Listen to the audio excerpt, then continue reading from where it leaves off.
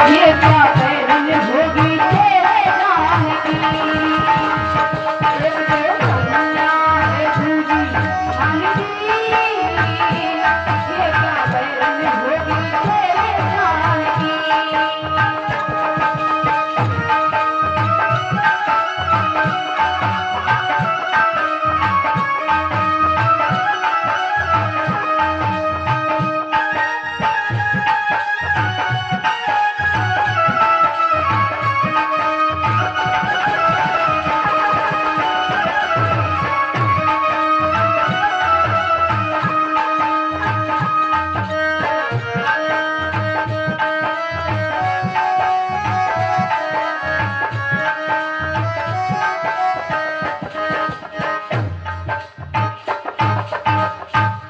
आज भगवत प्रेमियों, मैया देवकी ने विनती बहुत किया, लेकिन कहाँ मानने वाला भोजराज कंस।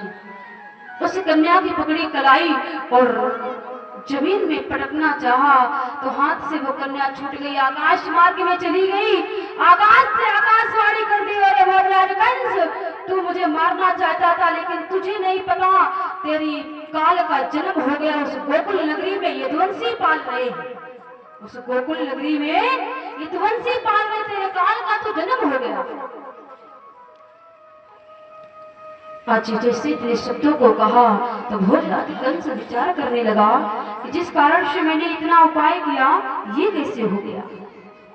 मानो भोजराज कंस के इतने वचन सुनकर के तो होश ही उड़ गई। लेकिन भगवत प्रेमियों, आज वो कन्या आकाश मार्ग में गई है। लोग कह देते हैं कि वो कन्या जाकर के बिजली बनी है। क्यों परीक्षित जी, वो कन्या बिजली बनी है क्या? बनी पक्का? तुम थे क्या?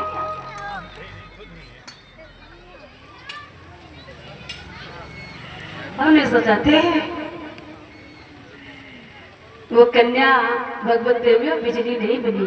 अगर मान लिया आप लोगों की बात कि वो कन्या बिजली बनी, मैंने मान लिया आपकी बात कि कन्या बिजली बनी, लेकिन जिस समय भैया सीता का हरण हुआ था त्रेता युग में, भैया सीता का हरण त्रेता में हुआ था, तब भी बिजली कड़कने लगी थी, तब भी बिजली कड़कने लगी थी। जिस समय मैया जानकी का हरण हुआ था त्रेता में, और जिस समय भोजराज कंस का जब जन्म हुआ तब भी बिजली कड़क रही थी। तो फिर अगर वो बिजली, ये कन्या तो बात भी हुई, भोजराज कंस पहले आया और त्रेता युग पहले आया, मैया जानकी का हरण त्रेता में हुआ।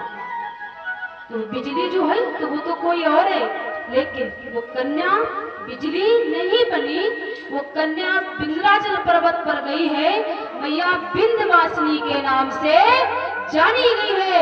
बोली मैया विंध्यवासिनी की, यानी वो कन्या बिजली नहीं, मैया विंध्यवासिनी के नाम से जानी गई, विंध्याचल पर्वत पर गई। आज इधर गोकुल में तो आनंद ही मनाया जा रहा था, खुशियां मनाई जा रही थी, बधाइयां बज रही थी। भोजराज कंस चिंतित है, करे सो क्या करे समझ में नहीं आता, करे सो क्या करे समझ में नहीं आता। जिस कारण से इतना सब कुछ कर डाला और फिर वही कारण